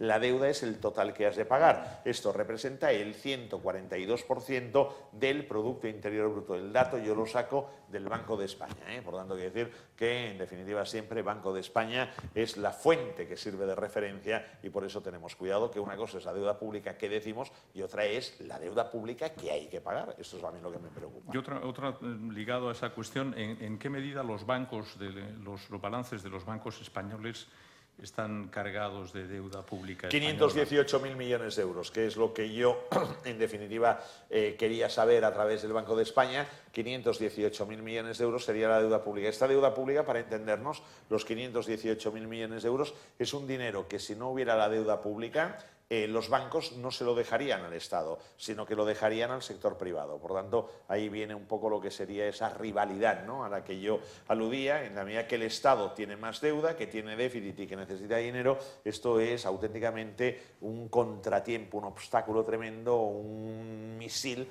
contra la financiación del sector privado. Otra pregunta, aunque en un contexto distinto. Teniendo en cuenta la nueva ley de auditoría y el papel que usted asigna a la transparencia de los balances y cuentas anuales de las empresas para que puedan recibir financiación, ¿tiene esperanzas de que esto sea así? ¿Debería darse más valor a la profesión de los auditores? Hombre, mucho más valor, porque a veces la mal referenciamos, ¿no? Y en este caso yo creo que es importante. Lo que pasa es que también hay que delimitar un poco el trabajo del auditor en este sentido, y hay que entender el trabajo del auditor. Al auditor se le están cargando las culpas de todo, cuando en realidad son unos señores que igual han hecho alguna manipulación, que a veces hay auditores que no son muy buenos y que no se portan bien, como en todas las profesiones. Pero fundamentalmente yo creo que habrá una figura a partir de ahí que se puede potenciar, que es la del comisario de cuentas. El comisario de cuentas, que es un poco modelo francés, en el sentido de tener, más que un informe de auditoría, el que la información contable de una empresa haya sido revisada, haya sido examinada por un profesional y que me diga, pues oiga, usted puede confiar en estos estados financieros. Esto sería una garantía tremenda, porque entonces no se trata de que el auditor me diga, oiga, que aquí la salverá la excepción. No, oiga, yo quiero saber si esto es fiable o no. Pues esto es fiable y hay un señor que responde por las cuentas de esta empresa. Creo que esto es interesante y además esto va a ser un ejercicio de transparencia que nos iría bien. De un lado, porque no obligaría a hacer una gran auditoría, y de otro lado, porque obligaría a que permanentemente la empresa estuviera marcada y yo tuviera, digamos, denominación de origen, no un sello de calidad. Yo creo que esto sería bueno, sería bueno. Bueno, y la última pregunta. Bravo. ¿No? Difícil. No hace mucho elogió la estructura de la deuda de Osasuna y lo consideraba un club modelo por el modo en que lo había conseguido. ¿Qué ha fallado en esta historia? No ha fallado nada, coño. Bajó el equipo a segunda y ya está. Cuando se baja a segunda y hay este ánimo, hay este ánimo. ¿Cuántos aficionados van hoy a Osasuna? ¿Cuánta gente va al Sadar? Poca gente. Va gente, bueno, pues ya Creo está. Que más gente que el año Más gente, pasado, pues ¿no? este es el motor de la reactivación, este es el motor. Yo simplemente dije una cuestión. Cuando el presidente de Osasuna, a la sazón Pachizco, hizo una propuesta para liquidar a la Hacienda Foral la deuda que tenía, que era una deuda, como todos los clubes, que estaba cimentada sobre la deuda de carácter fiscal, e hizo una propuesta de pagar esa deuda en 75 años, todo el mundo se le tiró encima. Y yo lo que precisé es, el presidente de Osasuna ha explicado que la deuda se va a pagar de acuerdo con la generación de flujo de caja. Es decir, no se pueden pedir milagros. Y el flujo de caja de Osasuna me decía que la deuda la podía pagar en 75 años. Por tanto, vamos a criticar, pero el problema es que la deuda solo la puede liquidar en 75 años. Fíjense bien que aquí, con el tema de Osasuna, pero fíjense bien el resto de los clubes de primera división. Una deuda que pensaban que no pagarían nunca o que pagarían en no sé cuánto, aparece el amigo Cristóbal por allí y les dice que ya, y si no les embarga. Y entonces el tema de cuándo la sociedad civil va a salir a la calle y habrá realmente problemas, será el día que el amigo Cristóbal, papá, a esto les embargamos la taquilla.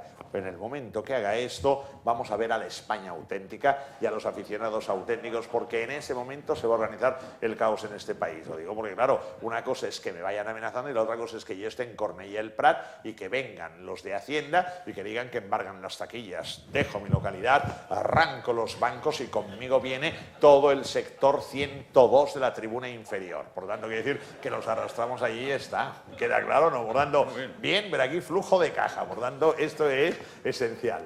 Bueno, pues con esto terminamos. Muchas gracias. Oye, muchas gracias a todos. Gracias por acogerme. Gracias.